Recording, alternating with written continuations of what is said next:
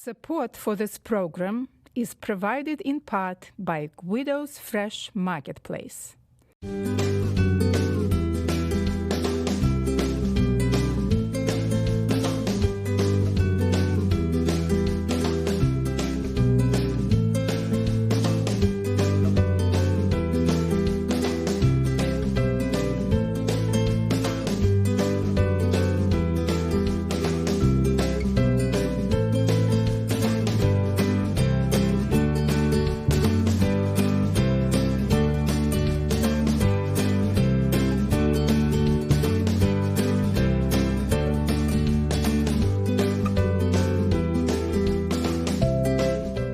Welcome to The Natural Cook.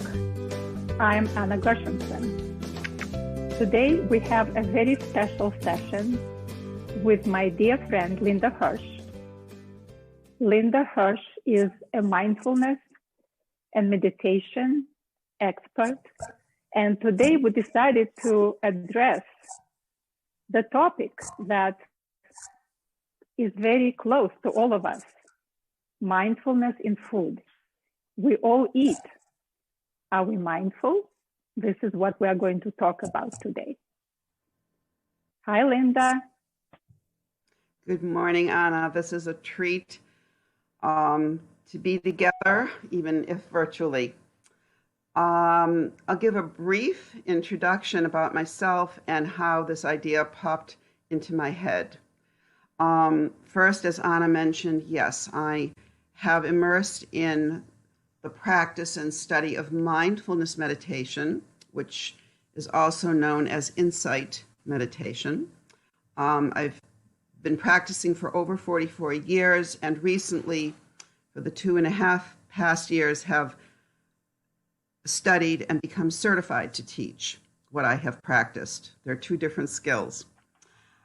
And I am a trained psychologist, developmental psychologist, as well as a professional photographer, which is how I met Anna. Years ago, our families danced and sang and celebrated together while I photographed many events in her family's life.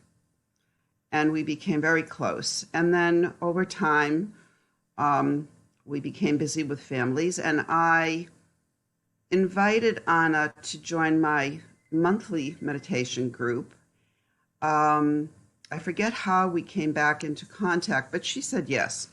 And after that one session in the group, to which Anna contributed beautifully, her love, her passion for food and cooking and catering, it just occurred to me spontaneously, why don't we put our skills together? Why don't we? We used to dance together and celebrate together, and here it is. The opportunity has opened, and her cable TV station in Pittsfield, which you're watching, said yes. So I'm going to just briefly read something to set the table, if you will. There will be many intentional puns. And for those viewers who are not familiar with meditation, I will just simply drop you into a listening state, because listening is the basis of being mindful. This is not a meditation. It's a reading from a Thich Nhat Hanh, a Zen master of mindfulness. You can simply close your eyes as I set the table and picture what I read, and breathe gently. Mindful consumption is what we're talking about. It's an art of consuming thoughtfully. We are what we consume. If we look deeply into the items which we consume every day, we will come to know our own nature very well. We have to eat, drink, consume, but if we do it unmindfully, we may destroy our bodies and our consciousness, showing ingratitude toward our ancestors, our parents, and future generations.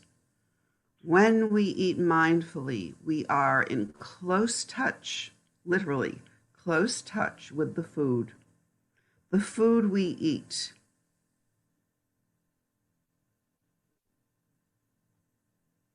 comes to us from nature, from living things, living beings, and from the cosmos. To touch it with our mindfulness is to show our gratitude. Eating in mindfulness can be a great joy. We pick up our food with our fork or our fingers or chopsticks, whatever implement, and look at it for a second before putting it into our mouth, and then chew it carefully, mindfully, at least 50 times. We'll come back to that point. If we practice this, we will be in touch with the entire cosmos. And I'm going to stop there and get on with the art of cooking.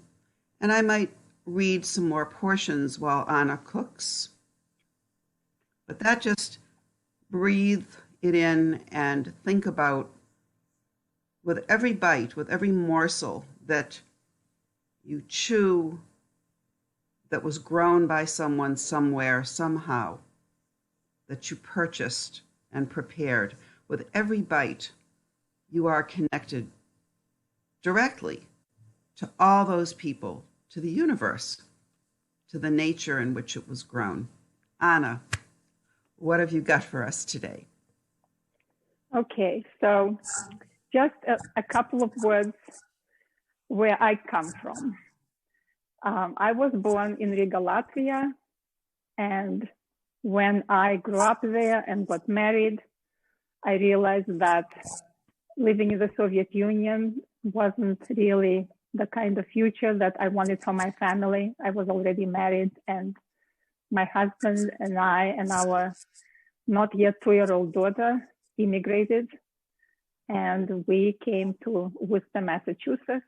And I always loved cooking, but not until I came to this country and immersed myself into new culture, new food that wasn't really available there, because everything was consumed seasonally and locally, and it was what grew in the area, and it's the climate did not allow many different interesting spices and herbs, and so I was excited about this, trying these all kinds of ethnic new cuisines, and also connected to food on a level, a healing level, and healed myself, and decided also to offer my talent to people that I love, and then build a business. And so that's how we met with Linda, as she mentioned. And then having moved to the Berkshires after my husband retired, we met a community that was very caring, very close. And I learned about PCTV from a friend, and it's a community television station that also hears about the community and tries to bring forth everything that's exciting about our community, all the developments. And I offered my show to the community. They embraced it. And so I've been producing this show, The Natural Cook with Anna Gershenson, for several years, and got an award. Thank you very much, PCTV. And so I would like to share with you how I cook, how I feel about food, and where mindfulness comes in. And this is what Linda and I agreed upon, is that even when you come into the kitchen, or even before you come into the kitchen, when you go shopping for your food that you are going to put into your bodies, you focus on where you are, and you look for food that appeals to you. And you also keep in mind that food is seasonal. I know that we have food coming from all over the world, but our bodies are taught to cook, to eat seasonally. They learn to eat seasonally. It's ingrained in us. And so we are so blessed here to have farms and farmers who work so hard to bring this wonderful food. And so this is why I feel that if you could just bring yourselves to let it in and go shopping and look at all this produce, everything that you are seeing. Think about where it came from, just like Linda said, and just like the sage that you read words of said. So today, I thought that first of all, share with you how I like cooking. I know that a lot of people rely on recipes, and it's very fair if you are a novice, you want to make sure that you are doing everything right, that you get the right results. However, in time, when you feel that you are comfortable, then why not look what's in your refrigerator and decide, what can you throw in? And that's such an exciting thing. And then also remembering that plant foods, which everybody stresses now, that to preserve our planet, we really need to eat more plant food. And plants are amazing for us. We are not thinking that we are eating nutrients.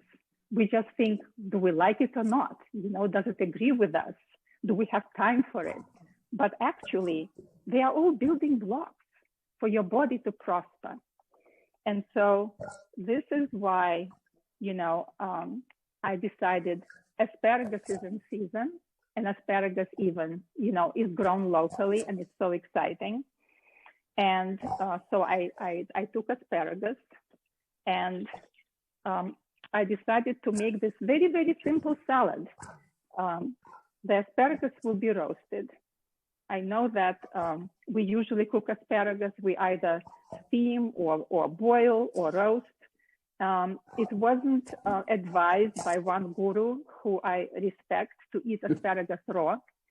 So we're going to roast it. And just to start with, when you go shopping for asparagus, you just look to have closed heads and not shrinkled stems, and so that it looks like it was picked fairly recently, although with transportation, of course, coming from Florida, it couldn't be, but if it's preserved well. And then what you do when you bring it home, if you cannot cook it right away, I take this little container that fits on my door of my refrigerator.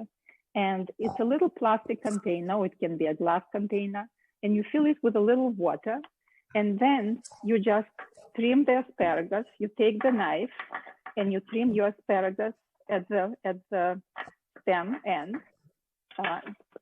Discard, the old kind of like stale ends. And then you place it into water, and you can use the little plastic band to hold it together. And then whatever plastic you had that came with it, you just cover them, and they will be preserved in your refrigerator if you cannot cook it right away. Flowers, to keep flowers. Exactly, right, exactly. Yeah. And you can do the same thing with herbs. However, I want to caution you that the sooner you eat asparagus after it was picked, the more nutrients you will get. Okay, so now what we do with asparagus, because the end is pretty tough, so we just break it wherever it breaks, and don't be concerned that it looks kind of like waste, and actually I know that Mark Hyman wrote a wonderful book where he was talking about the value of food, but also about our planet and how the waste that we have, that it is contributing to our climate change, which we don't even realize. So if you have a source where you can compost, your ends and that you cannot use the vegetables, then by all means, I hope that in our city, we will also create this kind of system in time. So far, we don't have it. And I know that they were talking about it, and I was very excited that it will happen. So I preheated my oven to 400 degrees. And then I will just kind of put them together, the stalks, so that I can trim so that it looks nicely, right? If you don't care that it looks nicely, it's fine to roast it just like that. I'm just used to thinking about presentation as much as, you know, everything else. And so, which is also very important for mindful eating, because when you see something beautiful, then you want to eat it. And that gives you pleasure and joy. That this is the big difference. Transports you to a different place. You might not even realize it, but it's happening. So then I will just take a little salt, and I never measure. I just take it and just sprinkle it over asparagus, and black pepper, which is a very, very valuable spice, because we don't realize that black pepper actually makes nutrients that are in the food that you are peppering more bioavailable. So it's a very good idea. Yes. Could you also explain the value of salt, because people have become so conscious of not using too much salt, but there's a physics lesson there, or a chemistry lesson. What is it about salt that enhances the food? It's a okay thing. So you know, first of all, salt is something that our body cannot prosper without. Right. It's an essential part of our chemistry, and if we don't have enough sodium in our bodies, then strange things will start happening. There has to be a balance between, you know, the water content and the content of salt and our blood, how it's running and everything. And so I think that this caution about salt has become prevalent when people started eating more processed foods.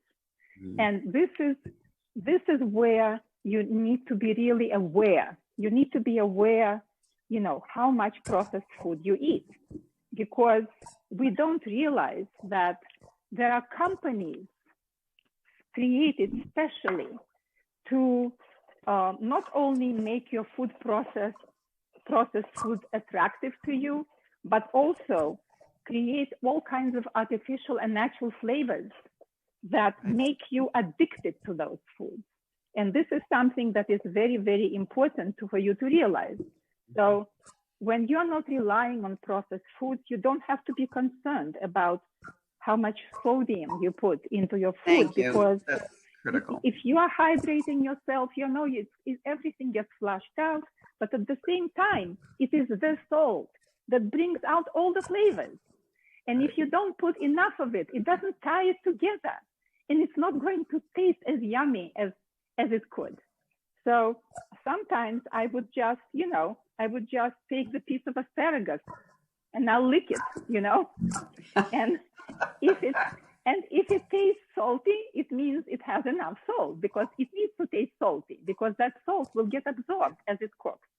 So as you saw, I drizzled some extra virgin olive oil, and now my oven is preheated to 400 degrees. I will place it there for maybe, I don't know, like 15 minutes. I'll be watching it. We want it to start getting softer and brown. And of course, it depends on whether your asparagus is thin or thick. Again, you know, everything that's where mindfulness comes in, right, Linda? Right, this is beautiful. Yes. So when you're thinking about these things, you're not regurgitating in your mind, you know, who you had a quarrel with or who said something bad to you. Yes. So you are actually relaxed. You are distracted in a good way. Mm-hmm. So I want to raise a point. I'm listening very carefully, and the phrases that you're using are so beautiful, Anna. Thank you. Freshness is important. Yeah. The recycling of waste is important. How it was grown and how you prepared that so thoughtfully and carefully. You weren't rushing. You are slowing yourself down and calming yourself down. And that's part of the mindfulness process, is to clarify, to still the water, the bubbling up. I'm fascinated by how you're preparing those asparagus, because so many people just plunge them into hot boiling water and ruin them and take away the nutrients. Right. So what you're doing, this form of preparation keeps them fresh, keeps the nutrients in.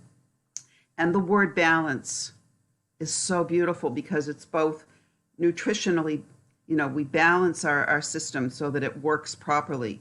And we balance our mind and our body when we're cooking. Right. We're thinking of what we're actually doing. So continue, please. This is lovely. Thank you. So then we are thinking, it's the interesting thing is that we are not thinking about how we can pair the food that we are preparing with other foods. Right. And this is where I can give you a little tip that there are actually two wonderful books that are written for this specific reason. One is called Flavor Bible, and another is called Vegetarian Flavor Bible. So it's not like in the Flavor Bible they are not talking about vegetables. Vegetables are there as well, but Vegetarian Flavor Bible, you won't find any animal food sources there. So when you open that book, you actually find that all kinds of foods are listed alphabetically. And so it's very easy for you to find, for example, asparagus. You open asparagus and they list all the foods that will complement asparagus, that will not ruin this balance of, flavors that asparagus offers with others. And some of them will be in bold type capital letters. Some will be in bold type lowercase, and some will be in regular print, lowercase. And the interpretation is that the first means that it's like match made in heaven. The second one means that, yes, they go well together. And the third one, yes, you can use it. It won't ruin it. And then if it's not there, then be aware and better not pair this food with anything that you originally thought. So asparagus actually, it pairs very nicely with many different foods. And for example, I love herbs. I always have tons of herbs in my refrigerator, and I store them the same way as I store asparagus, like in a little glass, or you can pre-wash, dry in your dryer and put like in a damp towel and wrap it and put it in plastic and store it this way. I recently made frittata with asparagus and leeks and goat cheese, and tarragon is one of the best herbs. And I know that this is a very rare herb for us. We don't really use it much. I know that when I first plunged myself into food and was reading, different recipes from foods of different cuisines, French use tarragon a lot. But this is really like a match made in heaven between asparagus and tarragon. And so I'm going to actually use it. Also, when you cook, you are thinking about the textures. It's very appealing when you're eating something softer and then all of a sudden you have a little crunch. And so that's where nuts would come in. And you can use any nuts. You can use almonds or hazelnuts or walnuts. And of course, nuts are also, they are a great source of nutrients. Like, for example, if you look at a walnut, right, doesn't it look like our brain? Doesn't it mean that it will be a good food for our brain if it looks like our brain with all these, curves and everything? So, but with nuts, when you roast them, then it kind of makes them more, appealing, and the color is nicer and the flavor comes through. And so you can roast them in the oven, like you can put them. I'm looking at asparagus, and I'm actually, because asparagus as it's cooking, it's not really, some vegetables would give off juices, but asparagus is not doing it until it's, still maybe closer to the end. So I'm going to go and put these nuts when I see that it's kind of a little close, because I don't want, or you know what I can do? I can just take a piece of foil so that I don't have to kind of mix them together, right? And this is something when you are mindful, and this is what Linda and I were talking about. When you are mindful, then ideas come to you. Like I didn't have this premeditated. I could have made it in advance, right? But I didn't. So I see that the oven is on, the nuts can be toasting there, but then, yes, it's a good idea to put it together with asparagus. But then what if asparagus isn't ready and nuts are already browning? You don't want to burn them. So I thought, this is a good way. So I'm opening and just placing like a narrow strip, because there is a space there next to asparagus that will not interfere with asparagus cooking. And I'm kind of opening it up so that the nuts have access to that heat, and then pushing it in. And so now I killed two birds with one stone. I saved the time, and I pat myself that I created something again, which always for me is, a very exciting thing. And then that's where, if you see that you create, you are mindful, right, Linda? You cannot separate. You're also receptive to all the senses, because one sense you haven't touched on yet is the aromas that are released while it's cooking, even in the preparation of the fresh food, but especially when you're roasting or cooking the food. Yes, and nuts are very, very aromatic when they're roasting, and the vegetables that you'll be using. So yes, all of the senses are part of awakening. They're awakening the mind, because all too often we go about our cooking in a rushed fashion just to get from A to B to C, and we're not thinking or appreciating all of the ways that our senses are stimulated, which affects our appetite, which affects our digestion and the processing of the food that we're eating. Yeah. Absolutely. And it's interesting that you brought this up, because when I do my cooking show, I always invite people to bring all their senses into the kitchen, because you really rely on those senses, because you can smell whether something is ready. Right. You can hear, how it's cooking, and you can see, and you can touch. So really, there is so much happening there. And if you are absent-minded, if you are not really, in other words, the opposite of mindful, then it's just not going to happen, and you are going to make a boo-boo, right?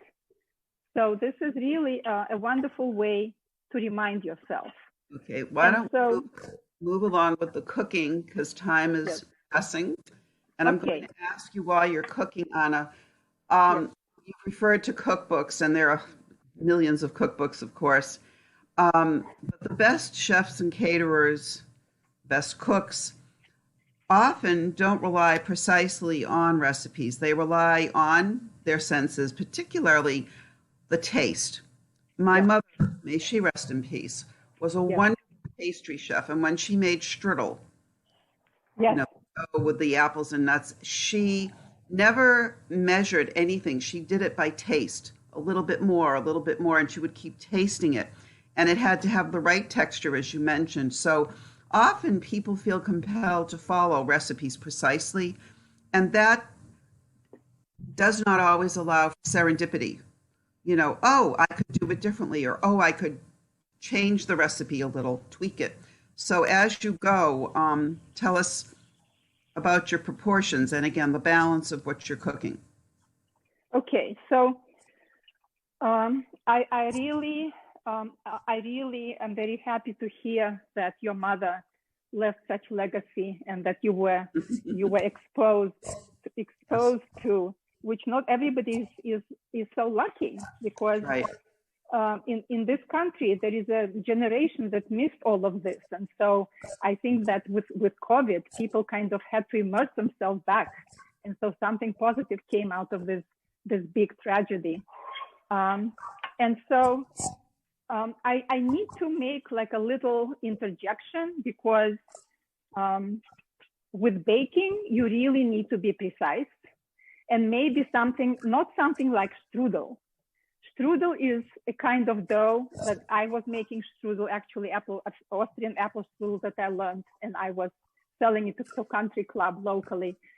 And this is where it's important for you to feel whether the dough is elastic enough already, or, what you need to add.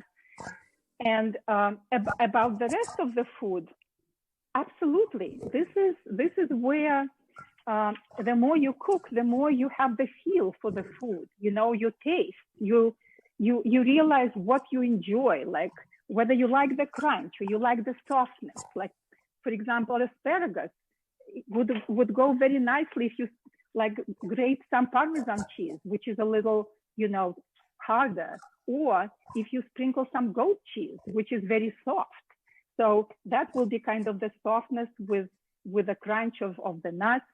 And proportions, it's really, proportions are important maybe when you're making soup, right? Mm-hmm. And when it's important to know the ratio, like how much of the liquid part you need.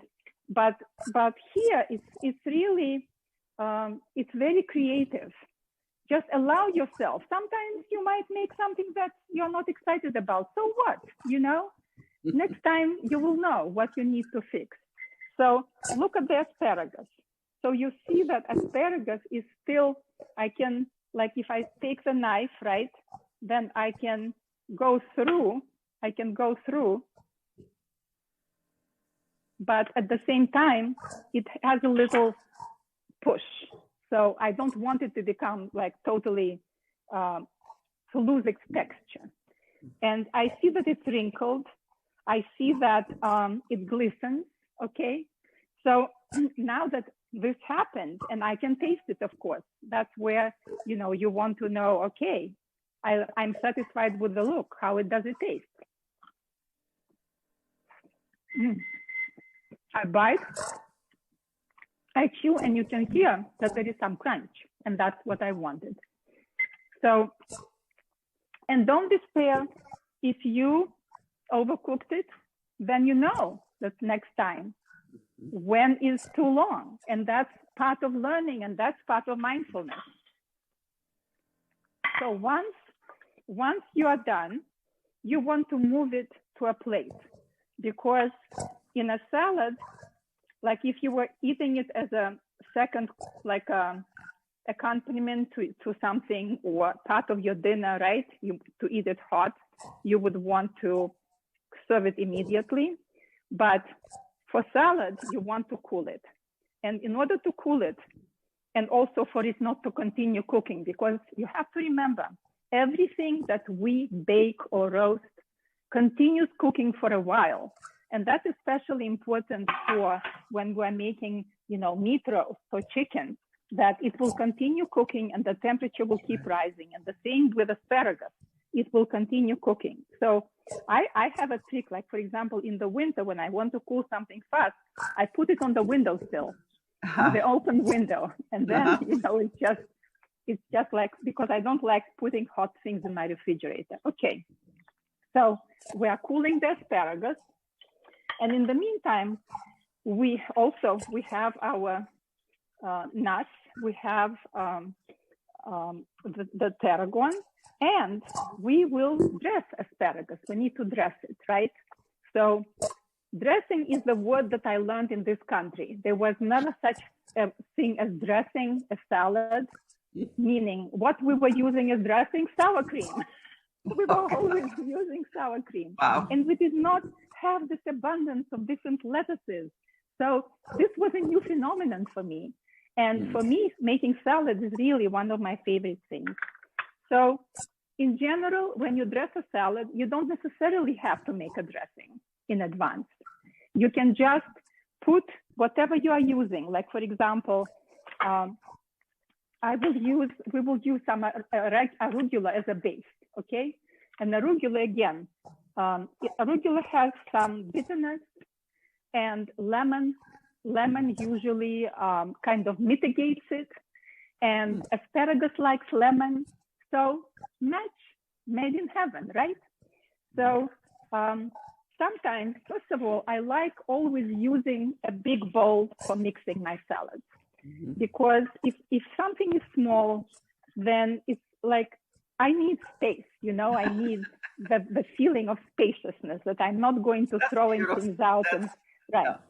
And so I'm going to take my arugula, and I'm not going to dress it until I know that asparagus is cool enough. And it doesn't have to be cold. And by the way, for this salad, you can also prepare asparagus in advance if you are planning it for company, okay? So I will take some arugula. And of course, you are thinking again, you don't need to measure. I know in recipes they will say 2 cups, 4 cups, so many ounces, This is to make things easier for you when you are not familiar with cooking. However, once you're familiar, you know how much your family will eat, or who you are serving it to. And so just put the amount that you feel is reasonable, right? And then I'll show you how I dress without preparing dressing in advance, okay? So lemon, and because, yeah. I noticed that you were rolling the lemon before. For those who are unfamiliar with that technique, why were you massaging the lemon? Right. Explain, please. So first of all, again, mindfulness when you go to buy the lemon. You want lemon that is heavy. You want lemon that feels soft, because lemon can come with very thick skin, and you want to have good give for your money, right? So mostly you use lemon for its juice. So first of all, this is pretty soft and heavy. And then to yield more juice, you really have to roll it to soften it. It's unbelievable how much more juice you will get when you are rolling it in preparation to juicing it. And I also, I love using the zest of the lemon, because it is so different than using the juice. The zest has the aromas, the oils come from the zest of citrus fruit. And so that's why when I know that I will be zesting, I try to buy organic lemon. And then I just zest it right over my asparagus. I mean, not asparagus, but you can zest it over asparagus too, but over my arugula that I'm going to dress. And you can actually zest it over asparagus as well. It won't hurt, and it will look very pretty. I'll show you another thing that you can do with the zest. So you zest it, okay, and then you cut. Let me put it here. You cut the lemon in half. And then you can either just use your hand, if you don't have this little device, you can use your hand. And you can use a little, strainer because you don't want the pit to start pulling out the pits, or you can use your hand. And so see, like your hand will catch. And also another reason for you to roll it is because it's so much easier for you to squeeze the juice. And then at the same time, I can squeeze a little juice of asparagus as well, flavoring it already. Do you ever put the lemon in the oven to warm it? Because that's a trick. If I stick the lemon in the oven a few minutes to warm it, it also yes. This is another recommendation that they say that you can put it into microwave, and of course that's for warming. And since I don't have microwave because I'm against this kind of artificial way of cooking and artificial energy, so I'm doing it this way, but definitely putting it in the oven, very good tip. Okay, so did I put, no, I didn't put pepper here. So pepper goes in as well. And at this point, you just want to toss it. And I learned it from one chef that when you are dressing greens, then it's not a good idea to drizzle your oil first, because oil will coat your greens and it will not allow other flavors to get in. That's why first you use the acid. And acid is an amazing, amazing help in the kitchen in terms of, you know, adjusting flavors. Like when you're cooking soup, right? And something doesn't taste right. It's salt first and acid next. So then I will drizzle some oil. And again, I'm not measuring anything. So I'll make a mistake. First, you under drizzle to avoid a mistake, under drizzle. So go and just shake the bottle a little bit and just go gently. Okay, and then touch. I like the light touch. Yeah. Right. And then you toss again, and then you can taste. You know, you can take one piece. I usually don't taste because I'm so used to doing it and trusting myself, and that's what happens over time. But you can taste, and sure enough, you have all the flavors come through. The lemon and salt have really made it just so yummy. So the next thing you do is you want to take a plate on which you are going to serve it, right? So you will take a plate, and that's a very important part. My mom, talking about moms, and you knew my mom, and she is the one who taught me that food needs to be beautiful, that when you put it on the table, that you eat with your eyes first.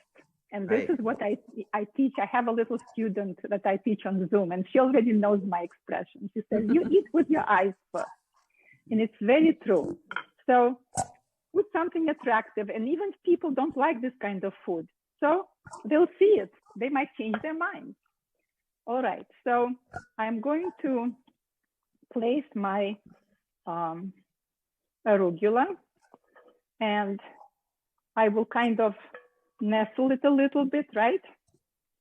So that I have room to put my asparagus. And because asparagus is long, if you want to use some kind of longer plate, that will be nice as well. So I will sprinkle a little bit of nuts here, so that kind of bury them in, so that when you are eating, you get that crunch and surprise. And then I will take the asparagus and I will place it on top, just like that. Okay, and then you can, again, you know, you can put it in a way that, again, brings mindfulness, like see what you like. Right. Also being mindful of the people to whom you're presenting the food, the diner. Absolutely. I'm watching you. Yes. And it's absolutely. a beautiful dance. It's like it's like watching you dance. Right. Then you sprinkle more nuts. You sprinkle your tarragon on top. If you want to, you know, you can crumble a little bit of goat cheese. Like, it will be such a nice contrast. So see, like all of a sudden you have these little white pieces popping, and your asparagus looks even more attractive as a result. As a photographer, I'm enjoying the visual yes. because I love photographing your food. Thank you. Very, very pleasing to the eye. Yes. And the last thing I wanted to show you, even though we sprinkled lemon already, but I want to show you another way. And of course, you need to have a special tool. And this is something that helps you remove zest in like long, nice strips, right? So you will go like that, right?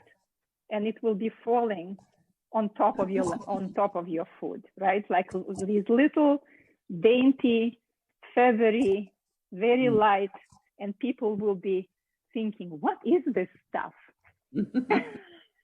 And again, you know, the more attractive you can make your food, the more mindful the eating will be, because people will pay attention.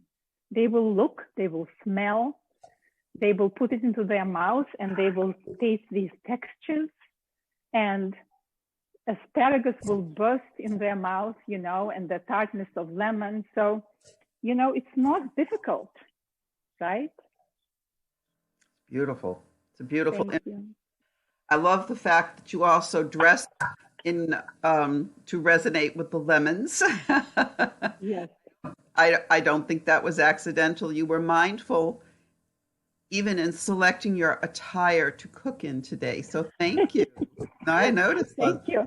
I want to show you what when my mother was decorating. I want to show you, and it's that she was taking a lemon and she was cutting a thin slice,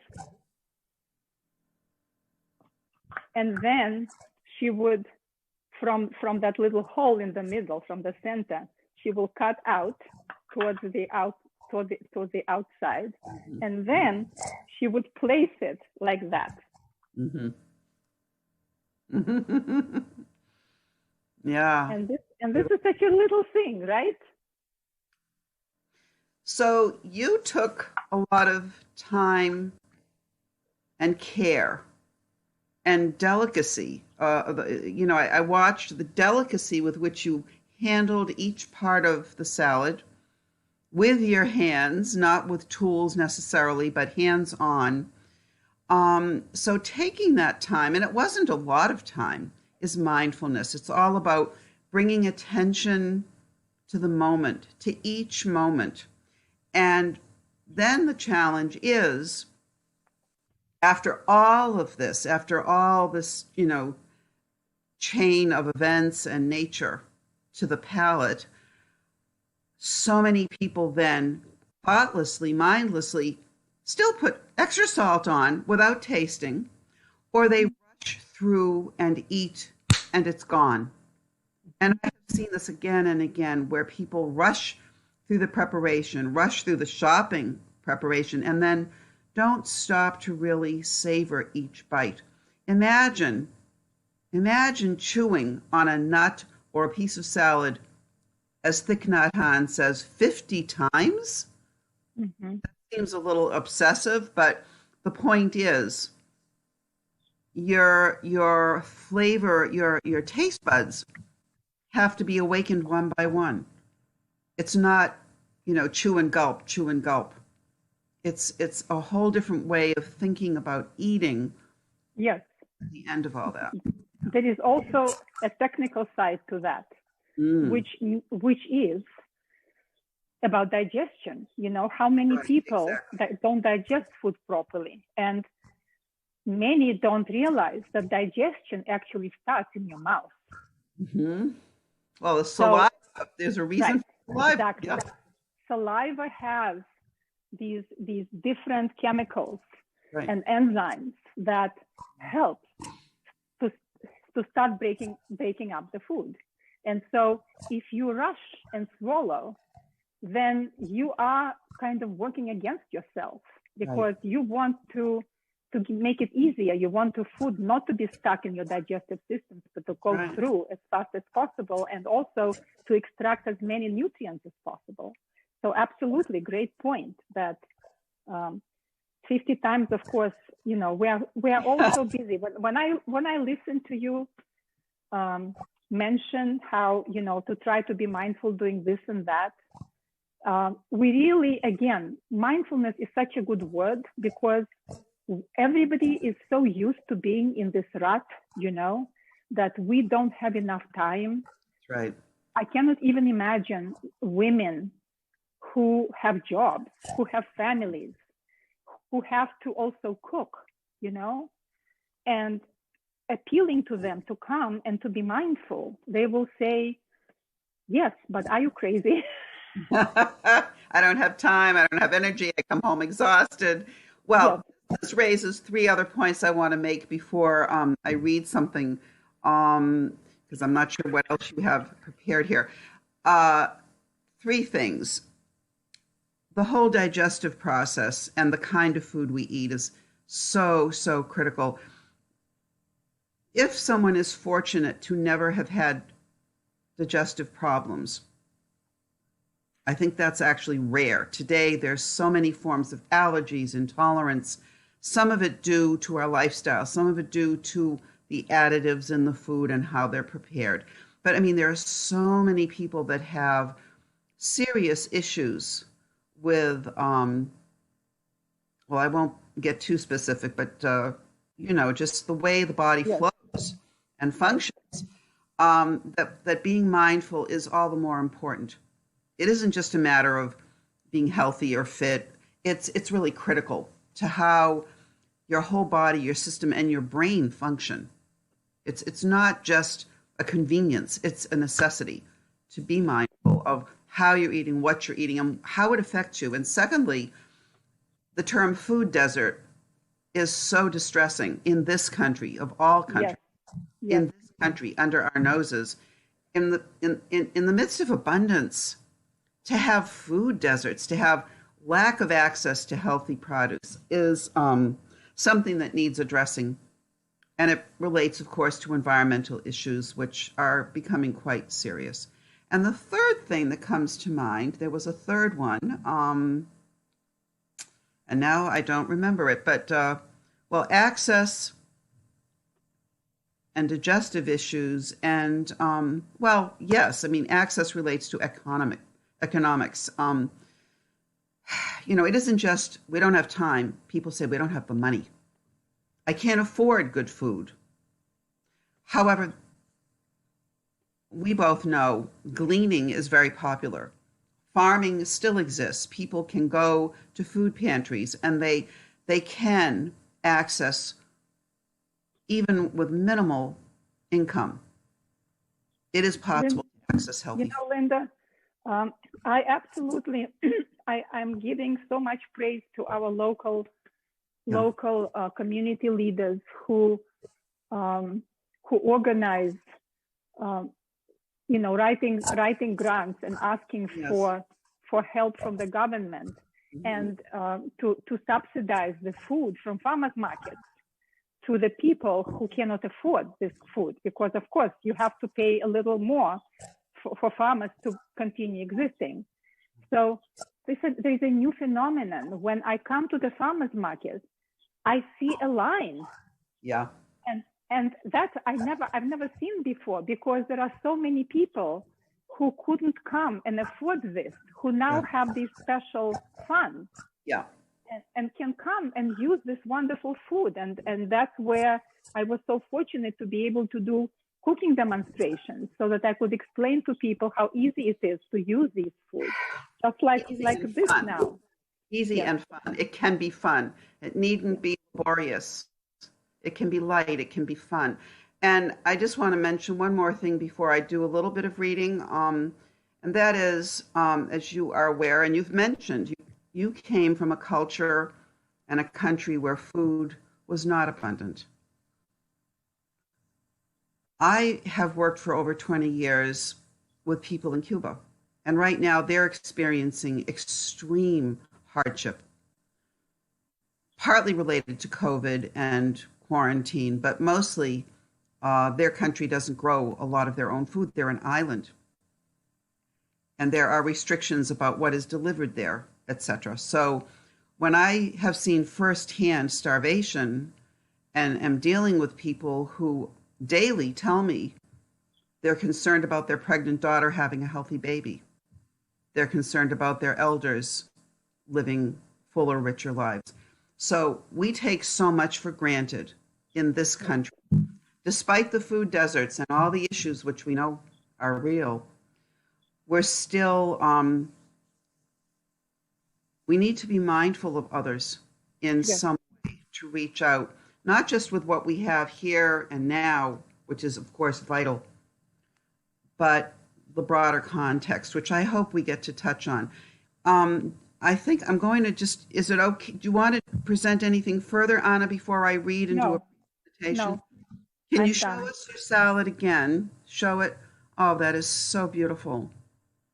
Well, I hope you enjoy eating a beautiful lunch. Thank you. Thank Really you. beautiful. I wish I could share it with you Well, we will soon. someday maybe. Yes. I'm up in Maine and you're out in Pittsfield, but here we are. So Yes. what I want to read, and then I'll conclude for the viewers. This will repeat some of what we've touched on. Again, Thich Nhat Hanh. Being in touch also means knowing whether toxins are present in the food. We can recognize food as healthy or not, thanks to our mindfulness. Before eating, members of a family can practice breathing in and out and looking at the food on the table. One person can pronounce the name of each dish, potatoes, salad, and so on. Recognize it, honor it. Calling something by its name helps us touch it deeply and to see its true nature. How many times have we done this? This is a rare practice for me. At the same time, mindfulness reveals to us the presence or absence of toxins in each dish. And children, this is the key to the future. Children enjoy doing this if we show them how. We inherited from our mothers, our ancestors, wonderful practices and tastes, and our children in turn should be so inspired. Yeah. Mindful eating is a good education. If we practice this way for some time, we find that we can eat more carefully. And our practice of mindful eating will be an example for others, not just our children, but for our friends and neighbors. It is an art to eat in a way that brings mindfulness into our life. Think about that. It is an art to eat in a way that brings mindfulness into our life. We can have a careful diet for our body, and we can also have a careful diet for our consciousness. We have to be conscious. Awareness is the essence of mindful meditation. We need to refrain from ingesting the kinds of intellectual food that brings toxins into our consciousness, TV programs, the media, etc. So mindfulness doesn't just help us set the table. It helps us literally inhale, intake, ingest the cosmos. Thich Nhat Hanh touches on the entirety of our existence in every morsel, in every moment. So I'm going to close with a brief meditation. This is totally serendipitous, totally spontaneous, because it touches on something vital that we have covered today. Close your eyes. If everyone watching can just sit peacefully, and if you're comfortable, close your eyes or leave them softly gazing downward. Whether you have ever meditated or not, this is an act of breathing, simple breathing in through your nose, pull up your chest, and breathe out softly through your mouth. And as you breathe up, expand your chest, and as you breathe out through your mouth, feel your chest deflate and your shoulders drop, and just picture something with me. A brief meditation. Go back in time. Go back in time to your early childhood. And if you can, if it's comfortable for you and you feel safe doing this, picture yourself at a happy moment in your childhood, where there was something about food, either a dinner party, a celebration, or a simple meal, something that was prepared for you by hand, most likely by your mother, but possibly by your father or elders, grandparents. Picture the scene where you are a happy young child receiving something really special, delicious. Maybe it's a birthday cake. Maybe it's pancakes for breakfast with chocolate chips or blueberries or apples. And imagine the aroma, the feeling of being safe and loved and given something prepared specially for you. Feel the warmth, the love, and now taste. Imagine taking your very first bite of this precious gift. Maybe it was something that was hard to come by, hard to find, difficult to prepare. Savor it on your tongue. Imagine what that first bite was like. Breathe gently.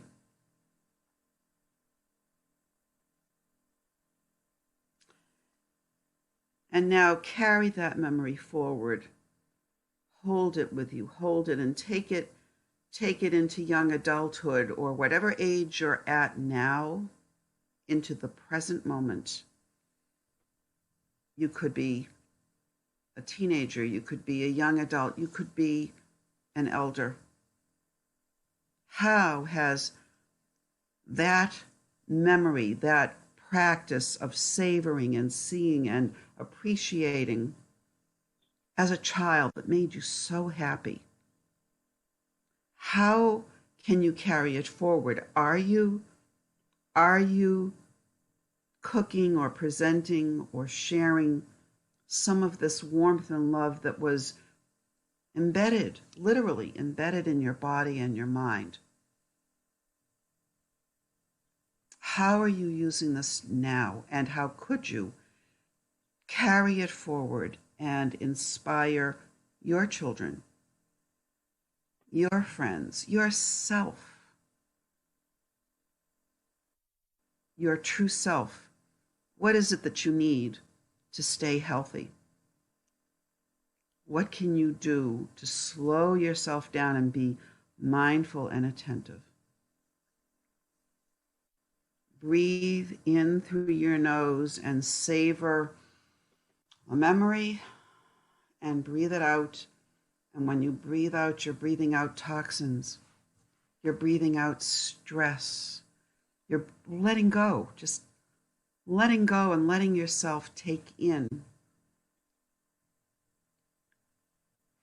what really isn't simple at all. It's this awareness of who and what and why you are here. To be the best, healthiest, most balanced person that you can be. No small feat at all. And yet, if you do practice this,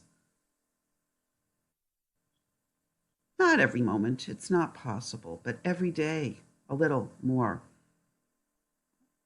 When you're dressing, bathing, cooking, greeting, dealing with people, working, just going about your life, remember that what you do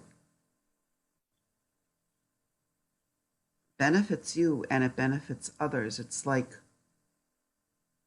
a vibration that's felt when you enjoy, when you have fun, when you embrace serendipity. It opens you.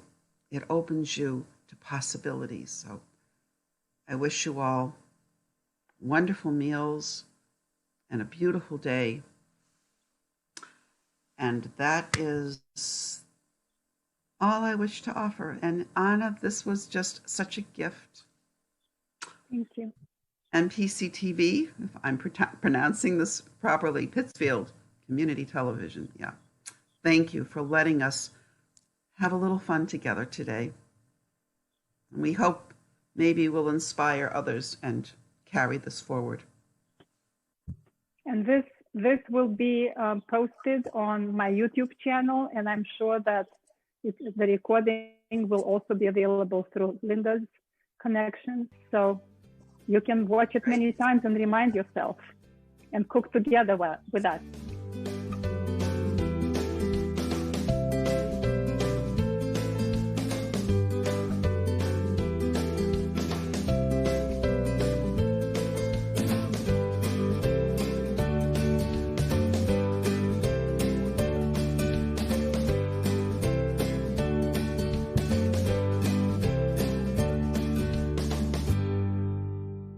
Support for this program is provided in part by Guido's Fresh Marketplace.